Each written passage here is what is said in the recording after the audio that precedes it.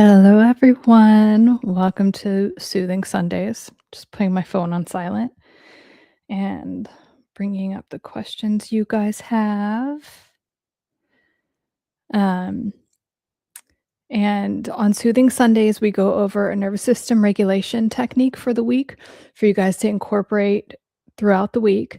And then I answer your questions, and then we also go over wins and intentions. So if you have an intention that you have been thinking about or that you just really want to get done this week, and it could be anything. It could literally be going to bed 5 minutes early or finally getting momentum on something that you've been wanting momentum on, whatever it is.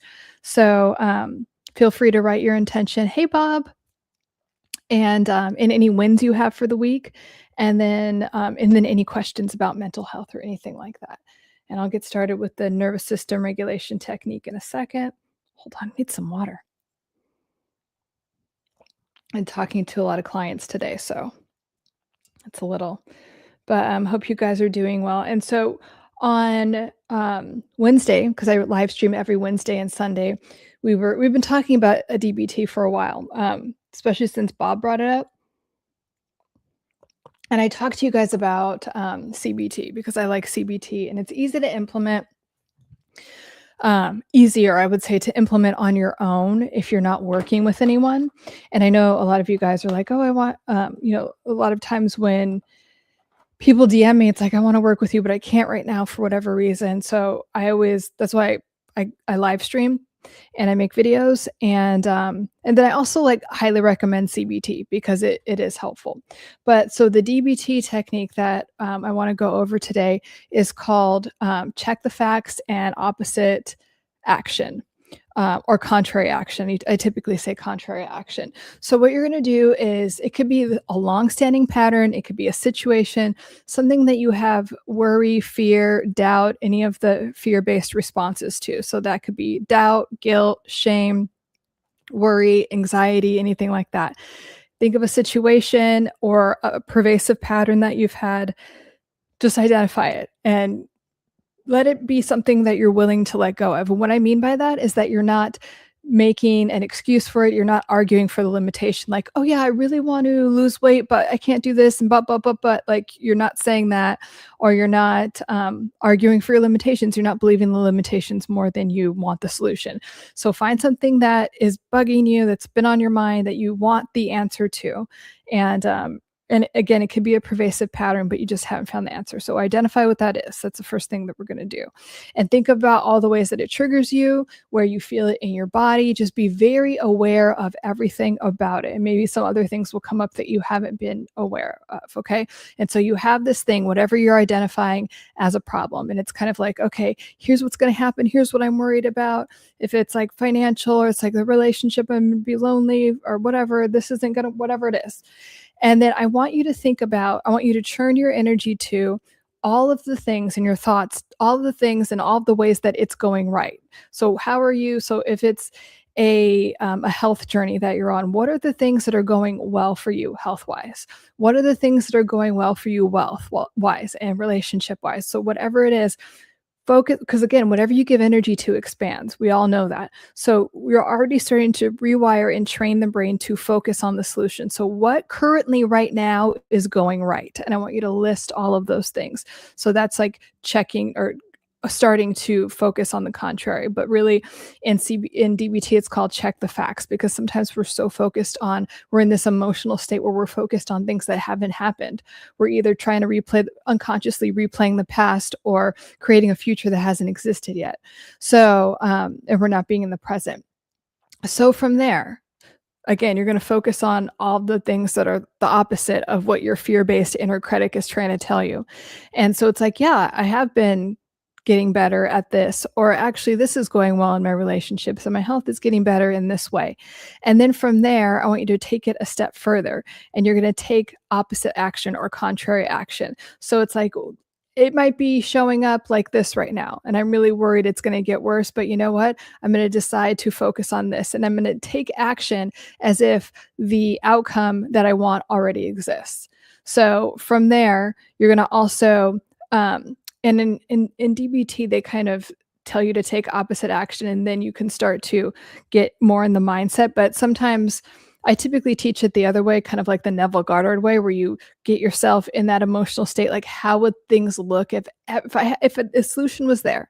If I'm, as Neville Goddard says, if I'm living in the end state, so I have the solution that I want.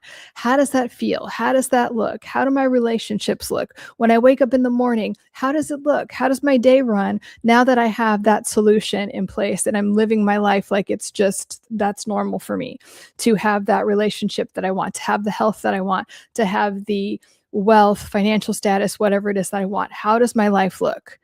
And then from there, again, we want to take action from there. So you're not taking action from a fear-based place. And I know that's really, it can be a little like, create a little bit of cognitive dissonance. Like, what do you mean? This is what the facts are right now. You want me to act like, yes, sir. Yes, ma'am. I want you to act like this. I want you to act and perceive and think and feel from a place in your life that the solution has already occurred, and it will. In quantum physics, we call it one thing. In psychology, we call it something else. But it's all,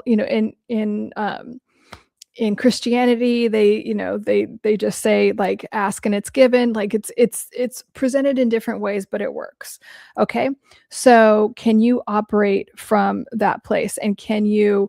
You can, but deciding that you are going to continuously think and feel from that state, from the solution that you want. And guess what? Fear and doubt is going to come up, and that's okay. And you could say, okay, well, that happened in the past. And I remember when I used to be like that, going back to the I remember when technique. And now it's like this. And every time your inner critic's like, no, no, no, no, you could be like, yeah, I remember when it was like that, but now it's like this. And now it's like this. So again, you're rewiring your brain to focus on this and literally telling your, the prefrontal cortex and the limbic system part of your brain that's just operating from old patterns that, like, oh, now it's like this. Isn't that great? Now it's like this. And so scroll down. And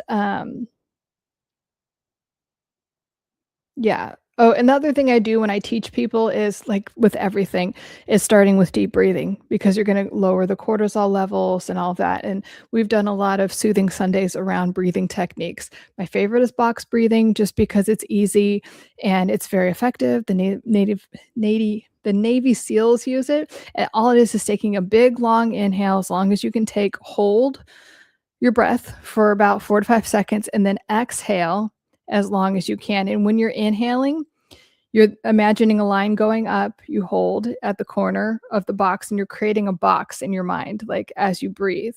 So it just helps focus your brain as you're breathing. And all of a sudden you're like, oh yeah, I stopped letting my thoughts completely run my mind. That's nice. So it's a great way to train your brain. So you could also start with box breathing and then go into that. So you're acknowledging what the situation is. You're looking for opposite evidence, because there's always opposite evidence. Even if it's like, okay, if it's with health, it's like, okay, I didn't eat 10 cookies, I only ate 8. There's always something, right? We're just so hard on ourselves. So looking for opposite evidence. And then 2, imagining what it would be like if the solution already, you had what you wanted, and then taking action from that place.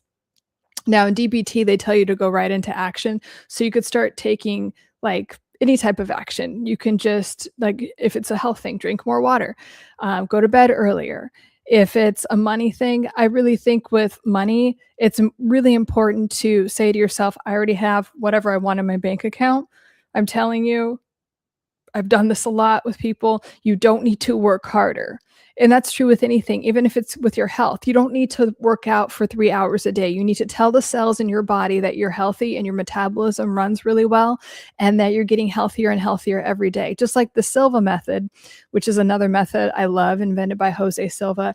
It's like, one of the things after every technique and before and every time you wake up, it's like, every day in every way I'm getting better and better. Every day in every way I'm getting better and better. And if you tell yourself that, guess what's going to happen? You're going to get better. So remembering to do that is the most important thing with any of this. You tell yourself that first, and then you'll naturally take action. You'll naturally attract circumstances that are just in alignment. And it's really nice. Let's see. Hi guys. Hi Fresh. Um, let's see.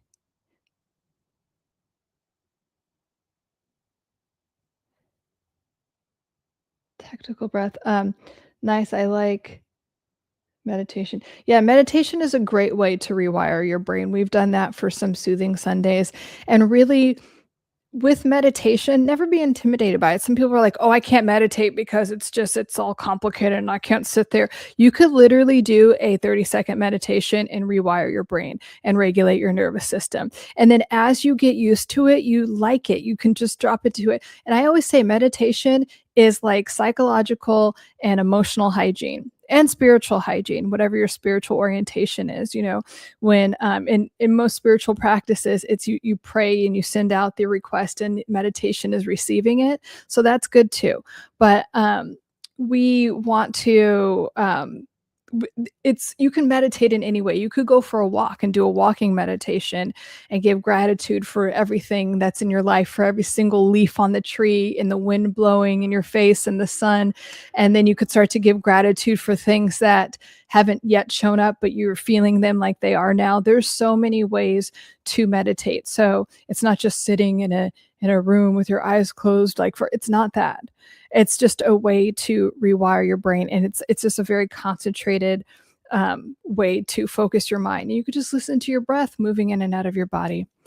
Um, Hi, I'm new to your channel. Welcome, welcome, Andre Carter. So if you're new here, this is Soothing Sundays. I live stream twice a week. Sundays at 5 p.m. Pacific, and then Wednesdays at 6 p.m. Pacific. And I'm here to answer questions about mental health. On Sundays, I go over a neurological reprogramming technique that you are invited to implement throughout the week, that is designed to help you get over some challenge that you may be having, or some area in your life that you'd like to grow or expand in. So that's what we do here. So let me know if you have any questions, and also let me know if you guys have any wins, if you have any wins for the week. So did something, like, even if it's just a little thing, like, you know what, I didn't react the same way to that thing, or I took contrary action in this way, like whatever it is. Um, let's see. Esoteric breathing techniques. I mean, like, a lot of esoteric breathing techniques are just now normal breathing techniques. Like in yoga, they call it lion's breath, or the whole, like, inhaling, two sharp inhales and an exhale. A lot of them, they come from yoga traditions, but um, my favorite, I do like box breathing the best, and then esoteric breathing.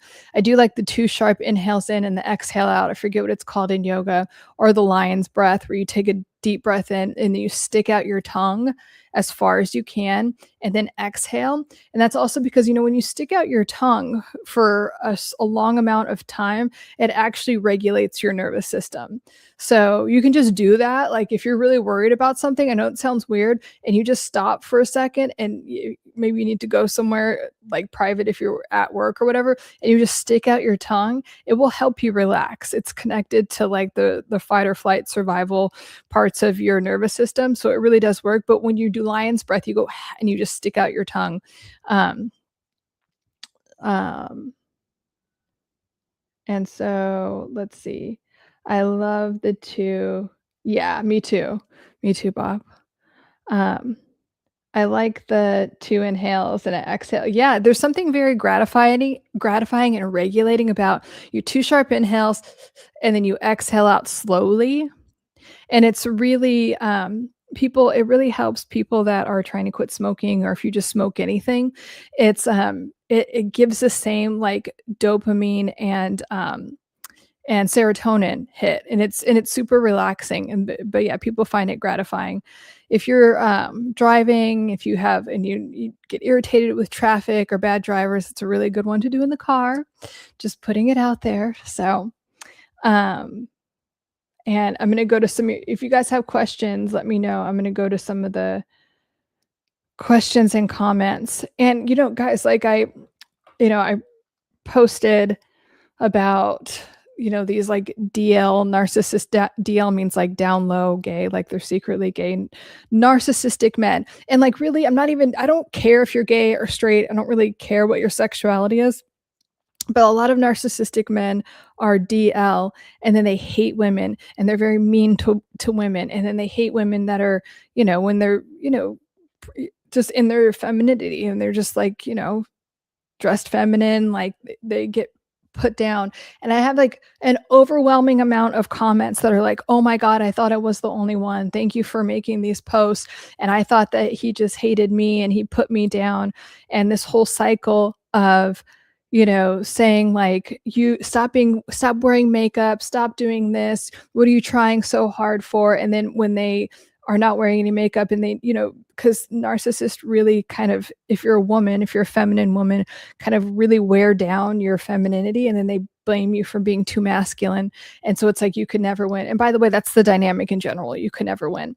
But yeah, like I hear you guys, like, and you're welcome for making those posts, and I'm happy to make more of them. But yeah, everyone's just like, it's not you. I promise you that it's not you. If a narcissist, whether they're a man or a woman, is doing any of those things and trying to, again, because remember, these people feel so much guilt and shame that they refuse to process. So they're always trying to offload it onto the people that are closest to them. And you feel it and it feels icky and you hate yourself and all the things. You don't have to carry that. You could put it down anytime and just know that it is not you, even though you might be made to feel like that, because when they were making you feel amazing, you believed it.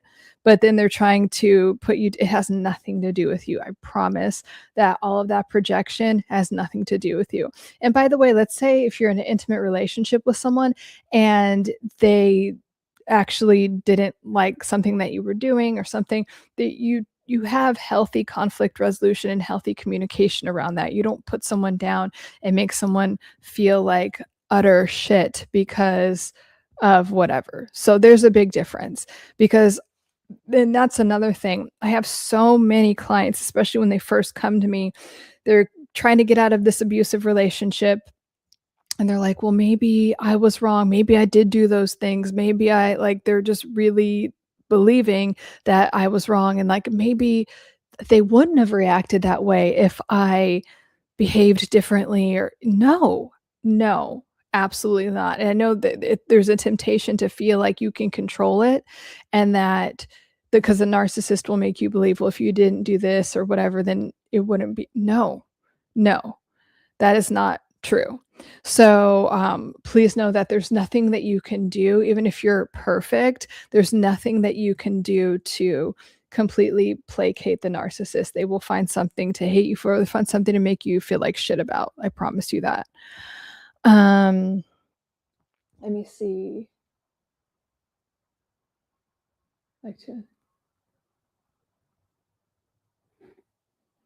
That short genuinely had me dying. Yeah. Like, I mean, it's like ridiculous. Like when you get to a place where you've healed enough, you can laugh at those things. And that's why I try to add a lot of humor to, even though I'm talking about serious things, to a lot of these things, because I promise you will get to a place where you laugh about these things. And I love when I get to that place with my clients. I'm like, when we're just like laughing, I'm like, remember when this was like the end of the world to you, or you would put up with behavior like this, and now you're at a place where you're laughing. Like, isn't that wonderful?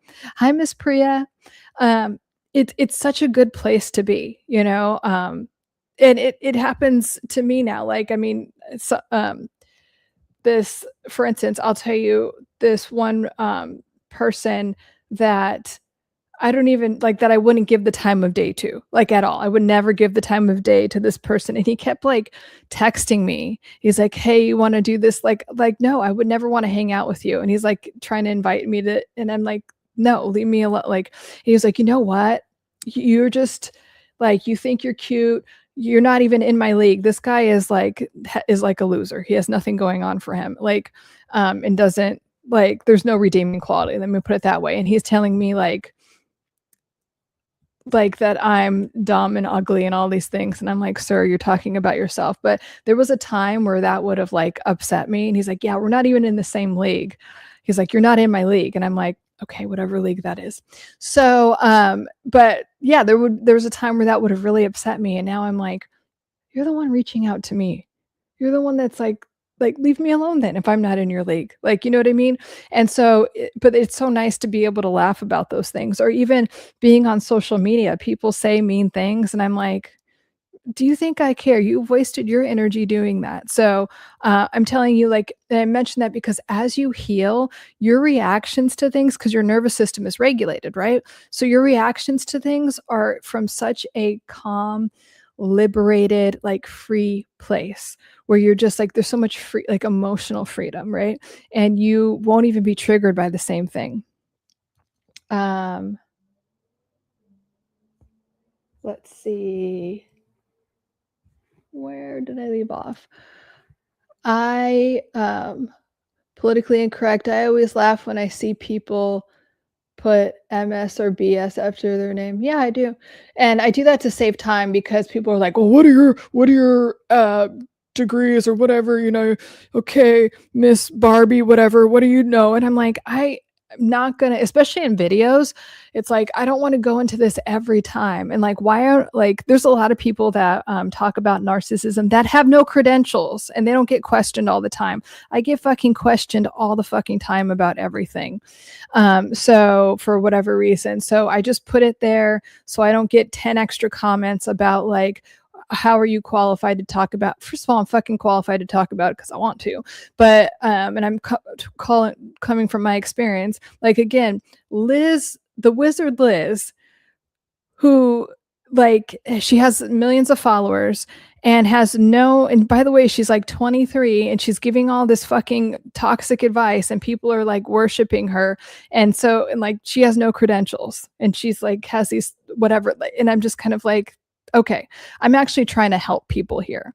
So if you don't want help, or if you're not like trying to be supportive, get the fuck off my channel, boo.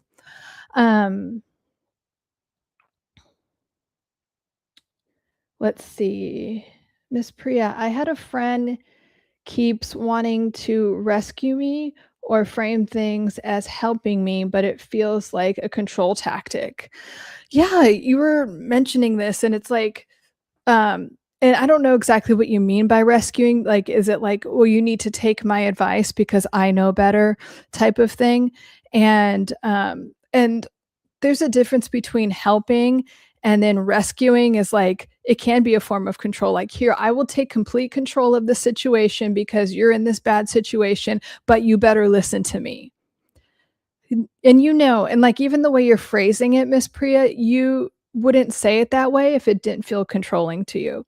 And so you get to tell yourself and believe that you can receive, because we all need help and support. We're not meant to do things alone. I mean, our nervous system is wired for community anyway. So you can receive love and support without it being transactional, without you having to give up any type of personal power or control. And Miss Priya, like, you've always asked excellent questions, and thank you for your vulnerability.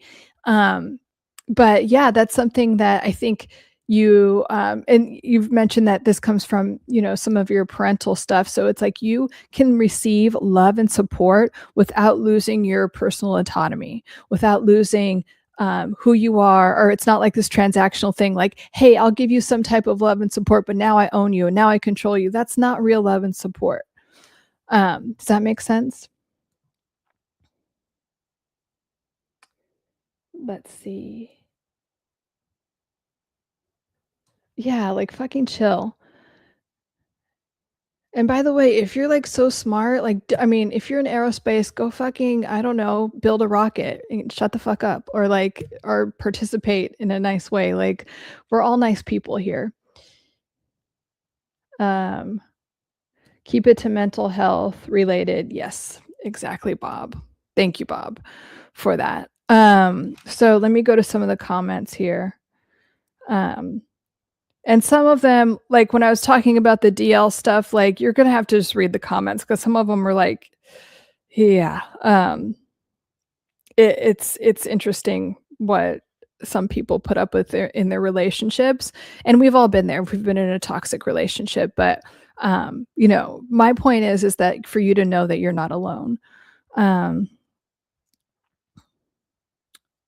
Yeah, and like this person wrote, like, real intimacy comes from regulating and co-regulating. So, and I should make more, when I'm co-regulating, first of all, is when you are with someone else and you guys help each other regulate in a healthy way. So it's not like this codependent thing where like, I need you to do this thing to make me feel okay. That's not what co-regulating is. And people get it really confused. That's why I always just call it healthy conflict resolution. But co-regulating, especially if you're in a healthy relationship, co-regulating is a wonderful technique. And you could literally, there's a couple different forms of it, but if you are in a healthy relationship, you could co-regulate just by laying on the couch with someone, and that feels really comfortable and nice. And maybe if your partner has had a hard day, you can just hug them or like cuddle with them and like not say anything or give them a massage or something. So, and they could do that for you, and vice versa. So that's one way of co-regulating. And the other way to co-regulate is healthy communication. It's just healthy, whatever it's about, but especially if someone has a need that's not met, whatever it is. It could be like, hey, I need you to communicate more with me. Hey, I need you to make a plan around something or be consistent around this. Or can you have a different reaction that, like, if you're always getting angry, can we work on your anger and I'll work on my reaction, so you're co-regulating in that way. And so, and anytime there's a conflict in a relationship, it's not just about that thing. You probably have a history with it that you associate with abandonment, and that person probably has the same thing. It's just being expressed in a different way. And so you guys both have an opportunity to heal that and regulate yourselves in that. So you stop identifying with, oh, this thing means I'm getting abandoned, or this thing triggers rage in me because of whatever history you have with that behavior or situation or pattern. So those are two important ways to co-regulate. And that's not just with a romantic partner. You can do that in friendships. You can do that in work relationships. Your work relationships, even if you work for yourself or whatever, the relationships that you have that are like unresolved wounds will show up in your work, in your family, in your friends, in your romantic partner. So just keep that in mind. Okay, let me scroll up. Oh, hi, little terabyte. Nice to see you again.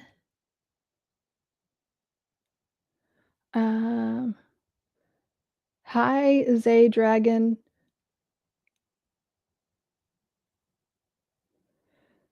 Welcome. Yes, welcome. Back rooms and about mental health. Yes.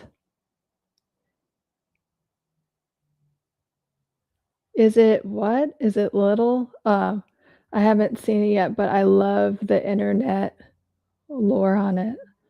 Or is it lit? Is what lit? Oh, Backrooms is about mental health. Oh, got it. I haven't seen it either. It's so good. Backrooms is good. Okay. I'm saying that so when I look at the transcript later, I'll know to check it out. Let's see. Where did you learn about the super stuff, and how are you able to articulate human emotions, needs, and worries so succinctly? Um, how did I learn about the super stuff? And how are you able to articulate human emotions and needs and worries so succinct? I think anyone can learn to, I mean, this is my profession and I love doing it, but you can learn to communicate and understand and be aware of your um, emotions and whatever's on your mind, your thought patterns. I don't even like to call them like worries, but like, because people over identify with the word worry and they really think that like they are their fears. So if you say like, oh, I have this thought pattern that's not serving me, that I'd like to change because I want peace to be my baseline state, peace and joy. What if those were like the states that you primarily lived in? But you learned how to succinctly do them by just being aware of them, and working with a therapist or a coach helps a lot, and just always working on your self-awareness. And again, I really just think it's a form of emotional and psychological hygiene. You take a shower, you do all these other like hygiene things, you might as well do the internal hygiene. So that's part of it. And then it becomes really easy to understand yourself and how you feel and express it succinctly. Bob, I have to try to make some time to go see it. PhD, right. You're right on advice. Hi, Charles. Space-time entanglements. I like that name. You have a marvelous therapeutic voice. Oh, thank you. Just listening to that voice takes you out of a bad mood. Oh, thank you. Are you doing what you're doing? Thank you so much. I do feel like I'm doing what I'm meant to do, and that feels really good. That is one of the things, if you listen to my content, like I'll sporadically do content about that. Like your desire, whatever's in your heart, is meant for you to have. I don't care if it's like making baskets that you sell on Etsy. I don't know why that came to my mind, but like it could be anything. Like if you have a desire, it was placed in your heart, in your consciousness for you to express to the world. Like you were supposed to be a channel for that. And one of my favorite things when I watch people heal, like people come to me because they're in the thick of it. They're in some shitty ass relationship. And, we get over that. Like we've dismantled all those patterns, healthy relationships come in, but the healthiest relationship is the one that they have with themselves. And they're like, what am I doing at this shit job? I actually want to do this. And they go after that. And like, I watch them, it's just like the most rewarding thing to watch people do that for themselves too, to watch them step into whatever they want to be, do, or have, right? That's because that's what you came here to do, is live that out, live your purpose out. The Backrooms movie. Sorry, I went off topic. No, you're fine. You're fine, Bob. Little Terabyte. No, let's see.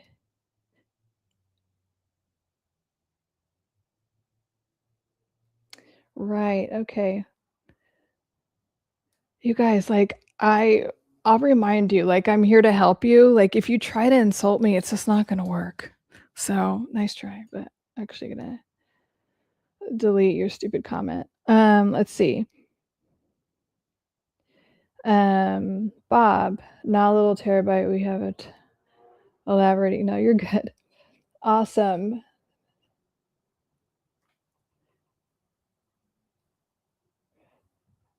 Did I miss Scotty? I don't see anyone named Scotty. Miss Priya, my win is removing myself when I feel an interjection is an interaction is turning into one side needing to dominate over the other. Yeah.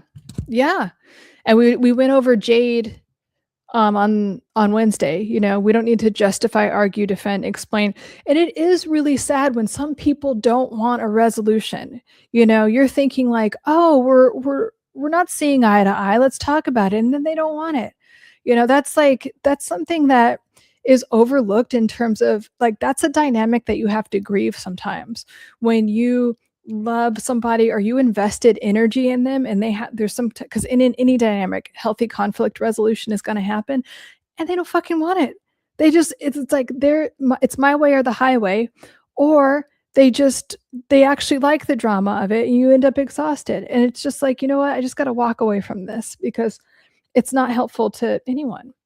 So proud of you, Miss Priya. That is a good win for the week. Anyone else has wins that they want to celebrate? Please let us know.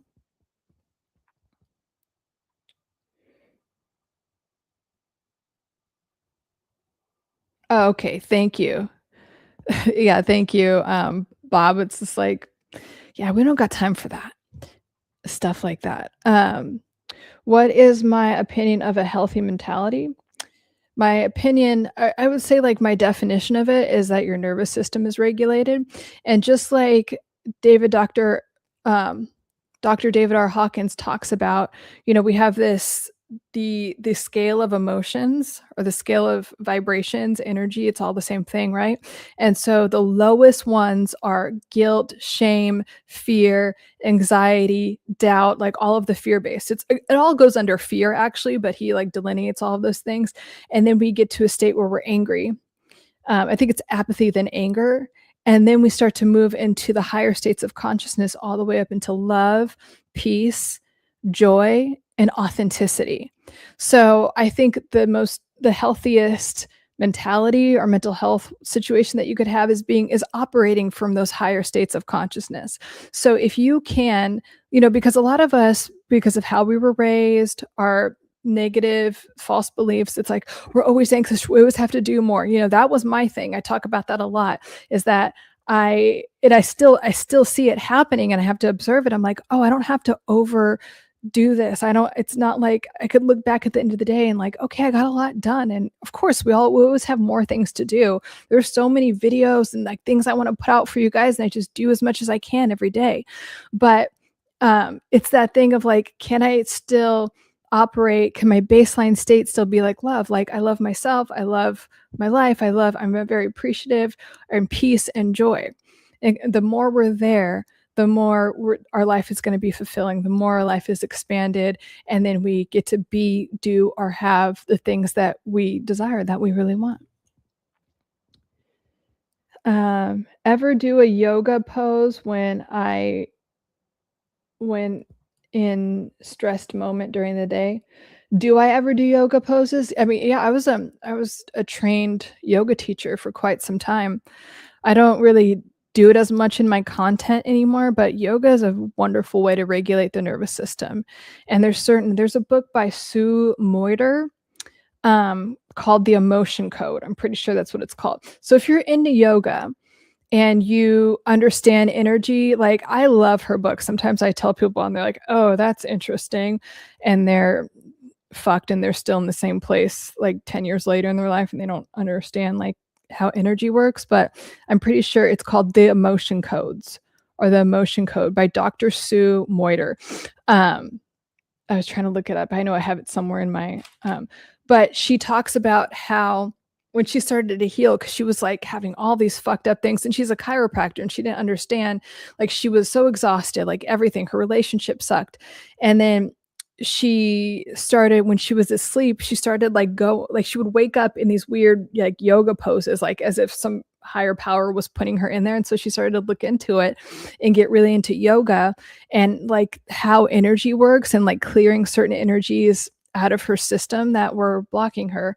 And so and then now she teaches it, and I think that book is fascinating. And and I've had like spiritual awakenings from yoga. And then, yeah, I taught yoga for a long time, from the time I was like 18. I don't know, maybe like 15 years. I taught it for a while, through college and grad school, and then throughout most of my life. I think up until, I want to say, like 8 years ago, maybe. Yeah. Wow. Yeah. So I've taught yoga a lot. Yoga's awesome. And anything you can do to regulate your nervous system, especially on that physical level, is really important. My win this week is quick recovery from a cranky argument with my GF. That's awesome, Bob. Lasted all of 5 minutes. That is amazing. That is amazing to really recover. And that can happen, you guys. That's why I always say the more you work on yourself, the more healing happens like that in real time, because you've like developed that muscle. And even if you're wondering, Bob isn't talking about like, oh, I just stuffed it under the rug, I forgot about it. That's not what we're talking about when we say, because a lot of people think like that, or they're just like, especially, I've noticed that like men in my private practice, they're like, okay, well, I'm for whatever. And it's like, that doesn't really solve anything. But if it's like, okay, I could feel my feelings and regulate myself and then resolve the issue. And it's like, is it that important? What's being triggered here? So I love that, Bob. Congratulations. That is a win.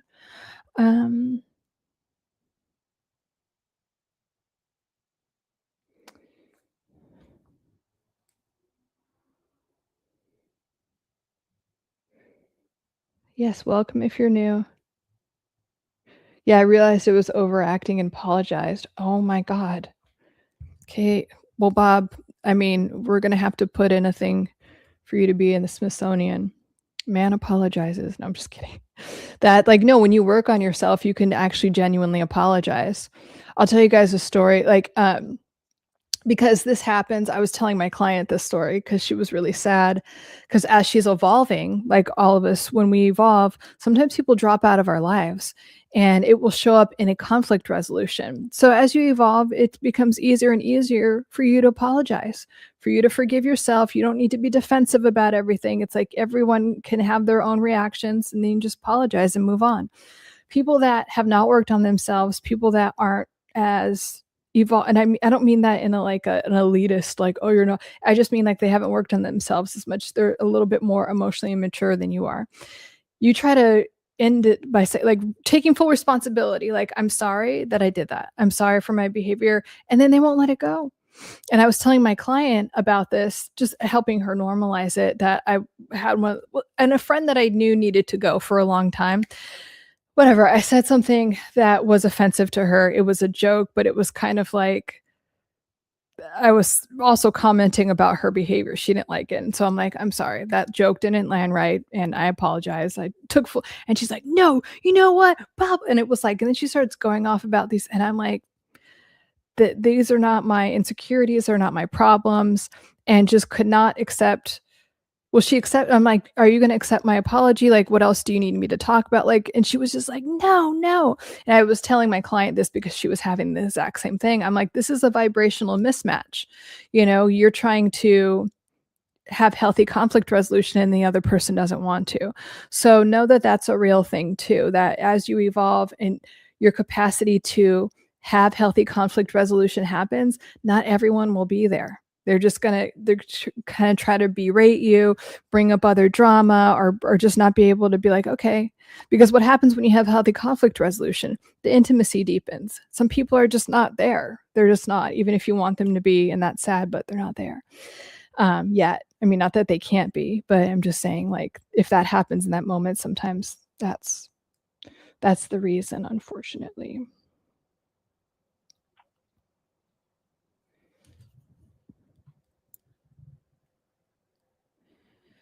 My apologies. I tried to follow your response for your answer. A healthy mentality has something to do with high-low energies and also something about me knowing myself. Yes, it's about you knowing yourself, and it's about deciding, knowing your baseline state. Like, that's what Tony Robbins calls it. So are we like operating from anxiety, like we're always worried, or depression, like we're just like, oh, thinking about the past or whatever? Or can you operate from a place of peace where you're just literally experiencing this nice, loving, peaceful energy? And so, yeah, it's just deciding what your baseline state is and operating from a place where things are peaceful, where you could get more done, where you can experience life in a more joyful way. Um, Scott, you might want to look up the book, or even just Google Dr. David R. Hawkins' Scale of Emotion. And at this point, I should get a thing of it so I could pop it up on the screen. Maybe I'll do that. Remind myself to do that. But yeah, it's deciding, like, what are your primary beliefs? What are your primary, like, states of being? Where are you negative all the time? Do you think what's going to go wrong most of the time? Are you optimistic, like, okay, well, God, universe has my back, so here's what I want, so here's what's going to happen? Miss Priya, do narcissists and other personality disorder types influence others to gang up? Yeah, it's gang up or bully on you is what Miss Priya is asking. Yeah, it's called smear campaigning. And yes, that is one of their tactics. When they feel like they can't control you, they try to control everyone around you to, like, gang up on you, because again, they think from this place of like, you're not on my side, so you must be against me, like everyone's against me. Yeah. So, oh yeah, mob you, like, it does feel like that.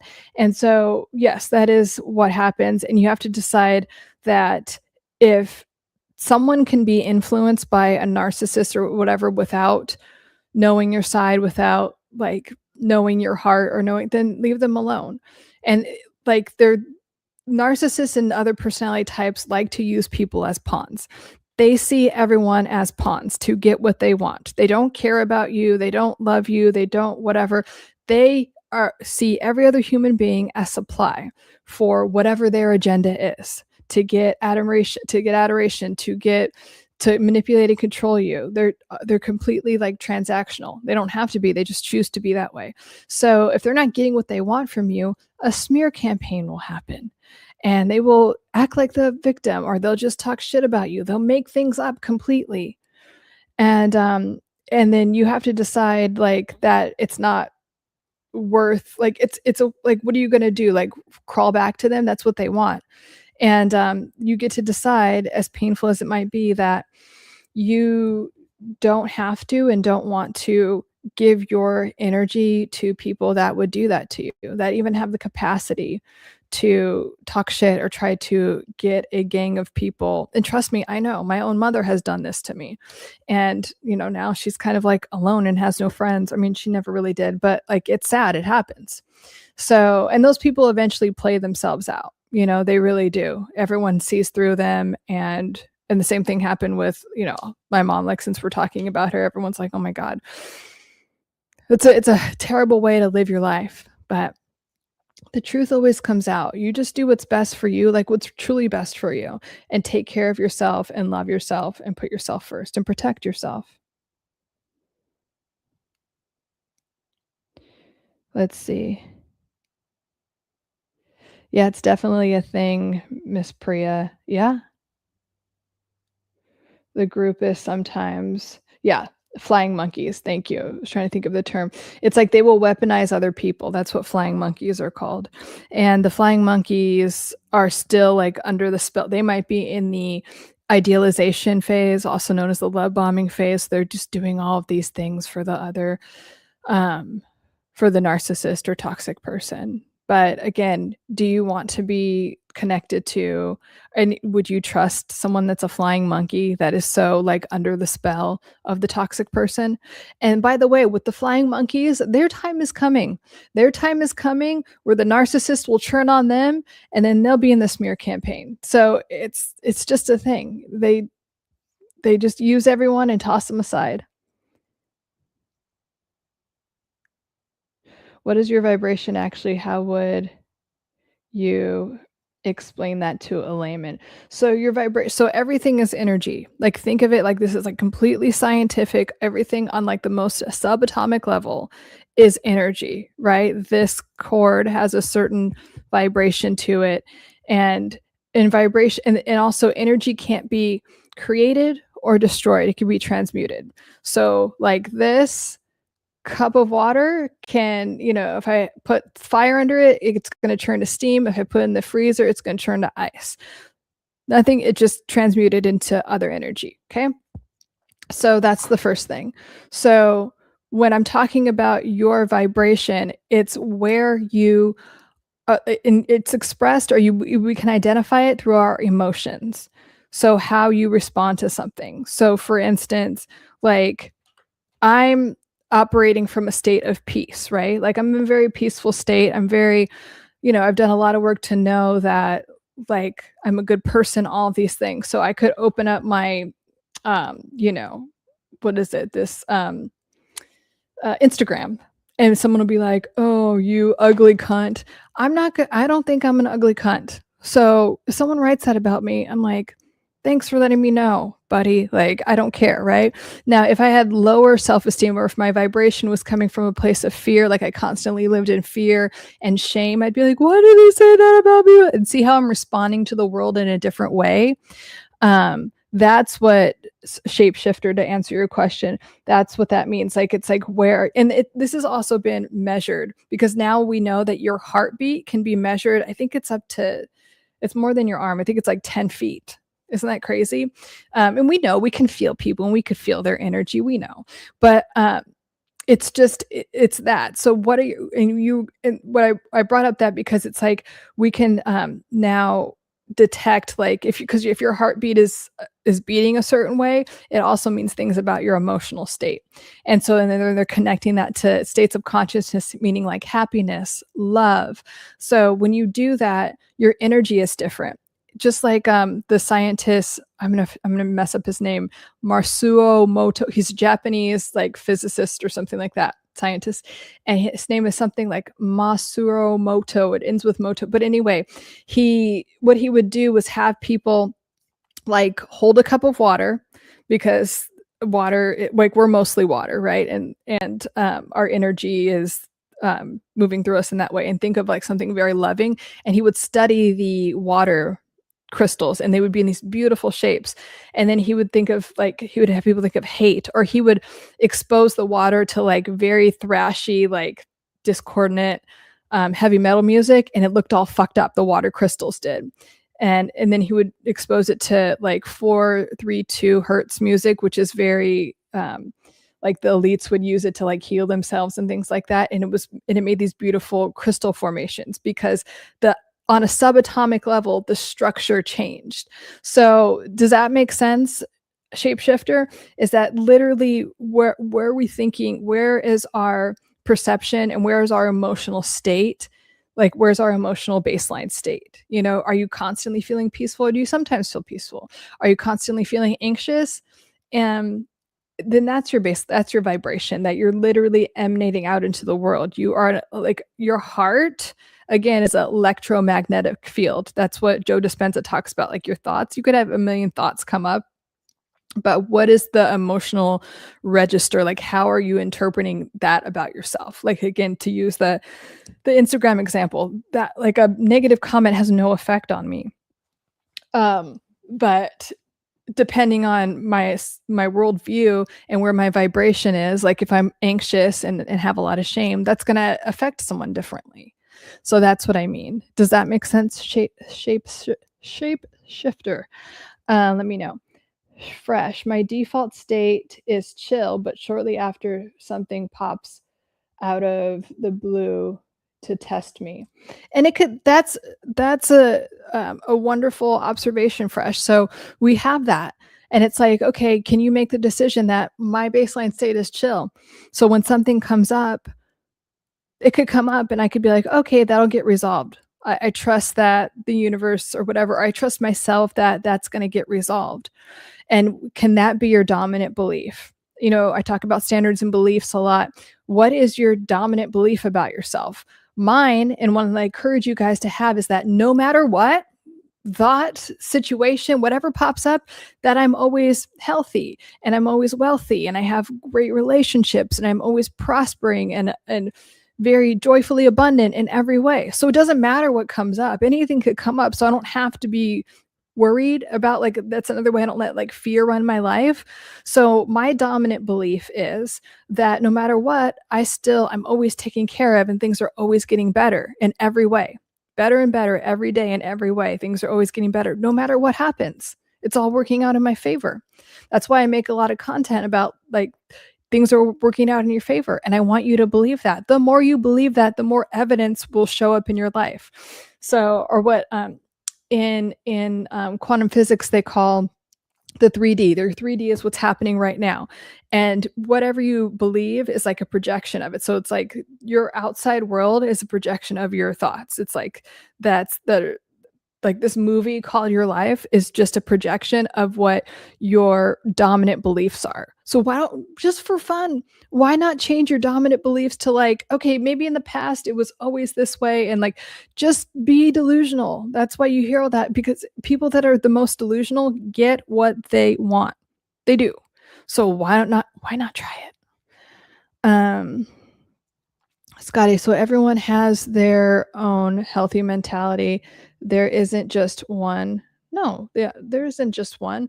And we're always evolving, right? So maybe like in the past you had really chaotic relationships and then they're getting healthier and healthier. So yeah, wherever you are that's good. We just always want to be evolving and trying to raise our level of consciousness and awareness to a place where like we're just constantly living in a state of peace. And I'm not totally there yet. There's certain things that still annoy me, and there's certain challenges I still have about like worthiness and all of those things, but it's being aware and constantly working towards them.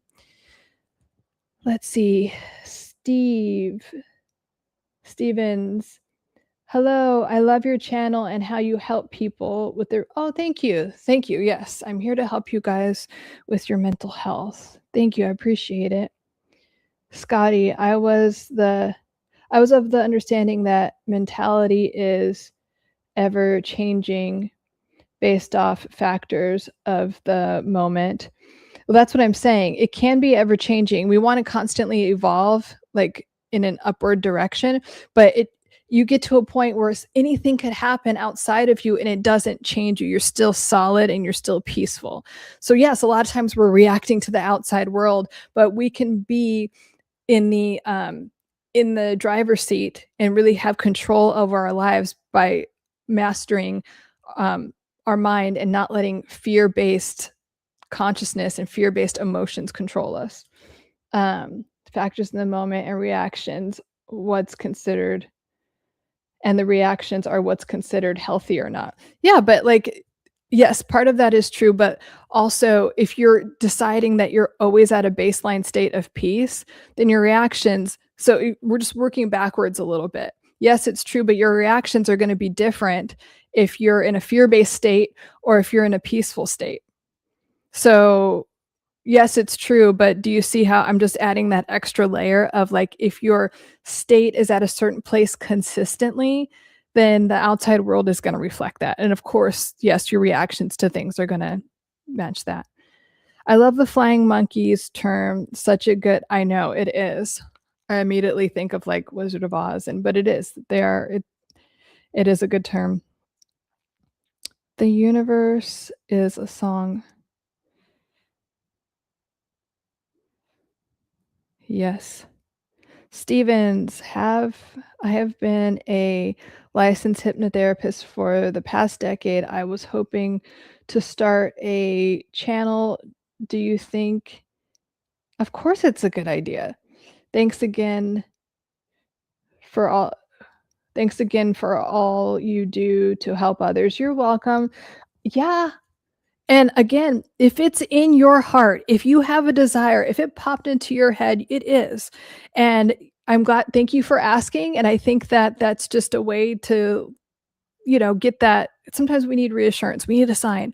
Of course, to start a channel. You could start a channel about anything. It's crazy the things people start channels about, and that, in my opinion, don't have a lot of value, but they still are popular because people are in their authenticity and just they believe that their channel is amazing for whatever reason. So yeah, like hypnotherapy can be very helpful. So I definitely think that you should do that. Yeah, start your channel, Derek says. Hi, Derek. Stevens, thank you, Derek. I appreciate you. I do it as an in-person practice. I'm hoping to definitely branch out online. You could help more people. I think so many people would appreciate that, Stevens.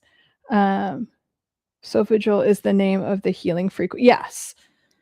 I never know how to pronounce that, but yes, it is. Sophagel,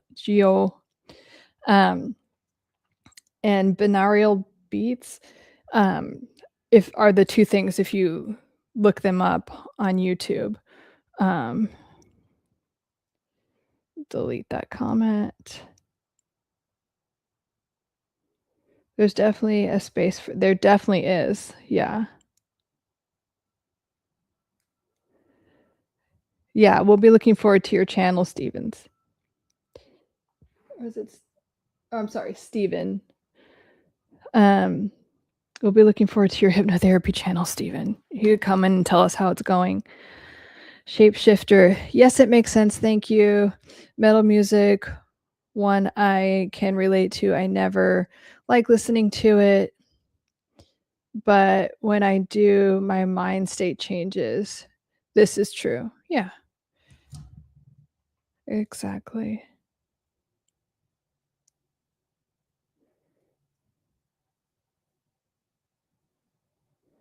Have I seen it? I've seen hypnotherapy be done. I've gotten hypnotherapy done. Yeah.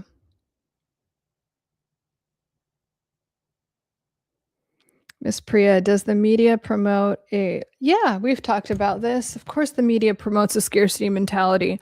That's one of the things I really feel strongly about and I preach against, because it's like of course they preach a scarcity mentality because then they can control you and make you think you need to buy shit that you don't need to buy. If it's like, you need to be prettier in this way, you need to this to be smarter or more attractive, like, so everything's a scarcity thing. Yeah. Like, hang on to your jobs, your relationships.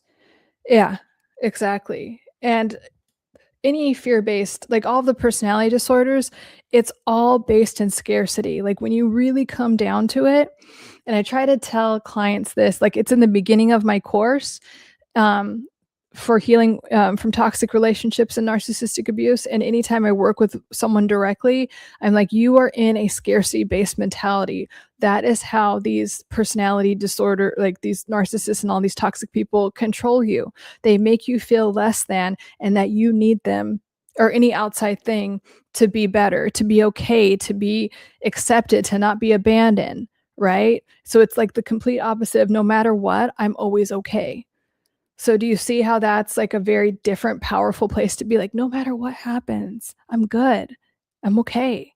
So, um, if you're coming from that place, and again, that's operating from a state of peace. And it's also operating from a state of like true authenticity, because true authenticity doesn't need anything. It doesn't need to be performative. It doesn't need to do, you know, and a lot of people say that authenticity is the highest state of consciousness because it involves love, self-love. You're very much at peace. You have a lot of moments of joy. So it's like a combination of all the highest vibrational states. Um, Bob, I love metal. I feel like it gets a bad rap, but it's very cathartic, and scene is the scene is very kind. It definitely get you it definitely can get you worked up though, LOL. Yeah, and I do like, okay, first of all, and I think that there's different types of metal music, but metal music, I just like, if you were an emo kid, especially like if you grew up like, I don't know, I just that's what we called it. Like if you're just like, it's very cathartic. It is like all these emotions that you like have, it's a way to express them. And then it can be also like, I mean, because a lot of metal music is, expressing not so comfortable emotions, right? And that's good. I think that they should be expressed instead of suppressed, because when we suppress things, there's a lot of you could create disease, you could create more of the thing that you don't want. So I do think that metal music is very cathartic, and it could be a very big release. And I think like listening to it constantly can be, I don't know, it can be like, if you look at it from a subatomic, like through water, it's a little jarred. But is it good to get those jarred feelings out and have that? Yeah, I do think. So I see both sides of it. But when they did that experiment, it's the water experiment. I'm not going to look up his name because I still won't be able to pronounce it properly, but it is interesting. But like, for instance, like whenever like the emotion of hate is like it's always dysregulated, like more than like the crystal formations, more than metal music or even more than like sadness. But yeah, so we want to operate from higher levels of consciousness the most that we can. And when we like when we're aware of that, and we're aware of our old patterns, like, oh, I constantly worry about things, I constantly think about the past, I constantly put myself down. If you can see that as that's your inner critic, that's not you trying to keep you small and try to like obsess about the past or obsess about what you're doing wrong, you could just drop it. You really can. And this is like more of a Neville Goddard thing. You and sometimes we have to do other techniques to work up to this point. We could be like, you know what? I'm sick of that. I'm sick of not being chosen in my relationships. I'm sick of the chaos. I'm sick of not being where I want to be financially or my health or whatever. You could just drop it. You can just completely drop that identity and be like, I am making a decision. Decide means to cut off all other possibilities. And I can decide in this moment right now that the past is over. And it really is. We only have this present moment. It really doesn't exist anymore, literally. So you could just be like, yeah, now every breath you take, you're a new person, literally. So you could decide, I'm done with that. I'm done with that pattern. Yeah, constantly would be too much. Um, So yeah, great questions, you guys. Do you have any other questions or wins that you want to, or intentions? Write your intention for the week. If you have like an intention, and it could just be like some type of positive pattern disruption, like, you know what? Every Sunday I say I'm gonna blah blah blah, and the week goes by and I don't do it. So this week I'm going to whatever it is. If you have an intention that you want to, or even if you just want to focus on something, like you want to read a couple pages of, look into whatever, maybe start your business, maybe put up the website, whatever it is. It could be anything. Again, it could even be drinking an extra glass of water. Or let me know if you have any questions, and if not, I will wrap up. I'll take another look at my comments about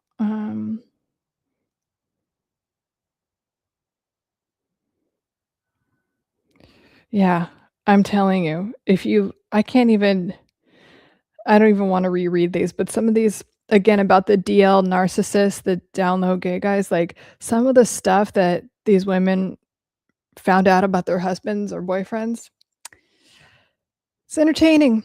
Let's see. My intention is to figure out why my ID hasn't arrived yet without getting mad at the oh, that's annoying. Yes. And you could even, okay, this is a wonderful way to practice manifestation. Hear me out. Because if it's true that your thoughts completely create your reality, and this is your movie, and really anything could happen. And yeah, I have so many examples of this with clients. So, but I'll take this one thing. So, I wanted something from Amazon it said it was going to come I was expecting it to come this Monday or Tuesday, tomorrow or Tuesday. And then I get a thing that it's coming next, like the 22nd. I was like, oh, hell no. So I tried writing to them, and they're like, oh, yeah, sorry. It'll probably be like the 18th or the 20th. But I'm like, no. And then I was like, you know what? It's just, and I didn't have a lot of resistance to it, or meaning a lot of doubt or fear, because I'm like, whatever, either way, I'll get it. Okay. But I'm just going to put it out there that no, I'm getting it Monday. I'm getting it Monday or Tuesday at the latest. But I'm just going to ignore that. I'm going to drop that from my reality, and I'm going to decide that the thing that I want is going to come Monday or Tuesday. And then this morning I got a UPS notification that it's coming tomorrow, even though it was supposed to be coming a week from now. I'm just saying, try it. Why not? I've been waiting since May. Okay, well, that's the past. Okay, let's drop the past. Yeah. And you're actually going to get it this week. You could just be like, oh yeah, I'm getting it. It's just going to be in the mail. It's just going to be there. It's just going to be there. But if you can drop all resistance to it, Bob, like all of it, and just be like, yeah, it's coming. I've had people like clients that were so annoyed because they needed their friend or someone to pay them back. And it's like, oh, I just need you to pay me back. And then I'm like, hey, what if we just completely dropped it? What if we completely forgave them? And it's like, I want you to pretend like they paid you back, and you feel all the feelings of how it feels to pay them back. Every time I've done that, they get that the person's like, I'm so sorry here, and here's some interest from, like, it happens every time. It's technically a form of reframing, but it's like a little bit deeper. It's like also involving a lot of like energy, quantum physics type of stuff, where it's kind of like you can make that reframe and then create a new reality for yourself, where the thing you want just shows up, and you don't have to worry about the how. If you don't worry about the how, so much of your life, because the how creates resistance and it slows down you receiving the outcome that you want. If you can control that, then things can just come in. Another good person for this is Kevin Trudeau. He was in like a secret society, one of those secret societies, and he's like a billionaire, and he talks about like the most elite people like that run the world know these things, and they don't want, like, and I'm talking about like back, like the Rockefellers, like all of these, like since the beginning of time, wealthy people, the people that control everything, have known that the power of your mind controls your reality. And because there's no reason, like if you know about those certain families and stuff, it's like they had all the odds against them, right? And we're not talking about like British aristocracy where you're born into it or whatever. I'm talking about like the people that became like the wealthiest people, the families that run America, they all know this. And to this day, I mean, Mama knows a lot of wealthy people. And I'm not talking about like, oh, you're kind of rich. I'm talking about like centimillionaires and billionaires, and they all know this. And they're trying to keep it from people. But anyway, going back to Kevin Trudeau, he was in the Brotherhood and he left that. And he's like, I'm going to teach people what I learned in my secret society, and how you can get whatever you want in life, become very rich and all the things with the power of your mind. And his stuff's really interesting. He has a lot of stuff on YouTube if you want to look him up, Kevin Trudeau. But he's talking about literally what I just said. And I just add more like psychology framing to it, and sometimes bring in like the science aspect of it for people that's what I also like about Dr. Joe Dispenza, is he brings in a lot more of the science behind it. And it's really like, I already know that this stuff works, but a lot of my clients that are more, skeptical, I give them Joe Dispenza and it just clicks. Let's see, Brianna, my intention is to learn how to work around people that don't think in higher vibrations because it exhausts me. Yes, but it's more often meeting people instead of being alone. High vibrations are rare. Okay, Brianna, I love this comment, and I'm going to offer a reframe that will get you exactly what you want. High vibrations aren't rare. So that unconscious belief and conscious belief, it's conscious and unconscious. You're emanating out into the world that high vibrations aren't rare. You attracted this channel into your life. Like, we're a bunch of like high vibrational people. And I would start assuming that high vibrations are everywhere and you attract them because you're high vibration. Now, when you do that, I promise you your outside world will shift. Either you'll get a different position that's a lot better at work where there's a bunch of high vibe people, or the low vibe people will they'll leave, they'll quit, something will happen. But when you change your energy and your beliefs about your life and how the world reacts or the world is, everything, like these dominant beliefs, whenever you change them, the world outside of you will change. So and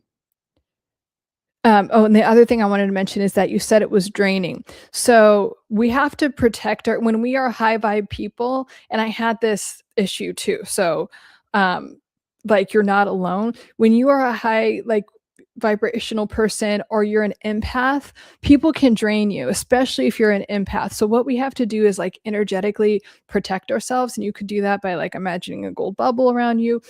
A really good technique, and it's going to sound weird. It might sound weird, but I promise you it works. I've had so many people do this and they're like, and then they do it. They're like, oh my God, wow, that worked. When you are around like a low vibrational person, imagine a mirror, a one-sided mirror that's reflecting, like the reflective part is facing them.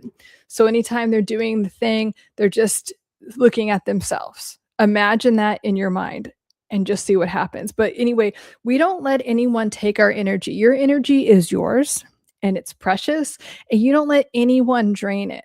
So you get to decide that, like, I'm protecting my energy. My energy is precious and no one gets to take it away from me. I'm not allowing it to drain me. And you'll notice that you'll just start behaving differently. You won't argue with them. You won't do this. You won't do that. You'll just kind of ignore them. So it'll just be like, hey, and then they won't have this pull towards you, because on some level, and it could be completely unconscious, Brianna, they know that they could like steal your energy or drain your energy. So you get to protect it. I don't give my energy to any bullshit like that anymore.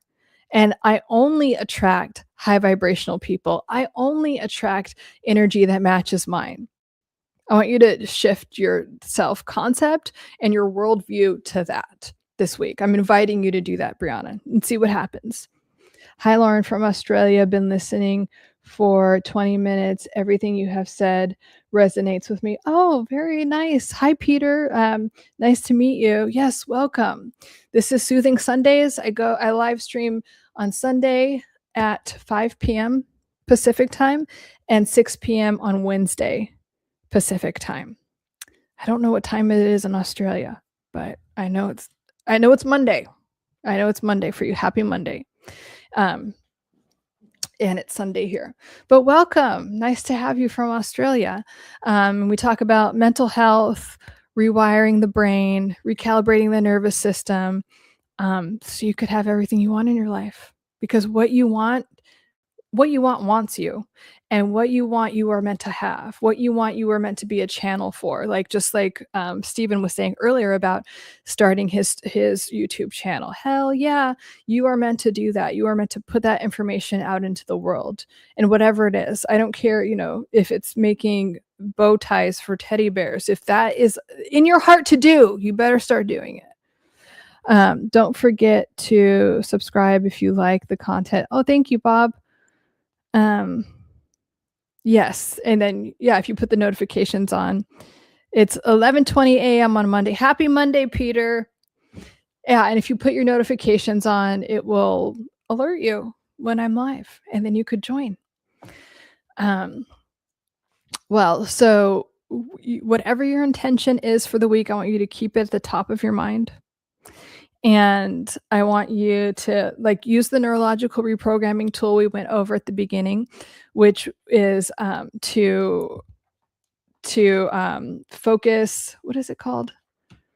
Sorry, I have to go back to my notes because I don't really teach it anymore, but I just naturally. But if you look it up, it's called check the facts and opposite action, and or what I call contrary action. So contrary to what you would normally do, you're going to decide to think this way about it, and you're going to act from this place as someone that has it. So it's not like, oh my God, I'm stressed about money. Oh my God, I'm just this multimillionaire where money is always easy. And so how would you operate from there? You'd probably be really chill. You'd probably be okay, in a really great creative flow state and enjoying your life. See the difference? So we're operating from those states of consciousness.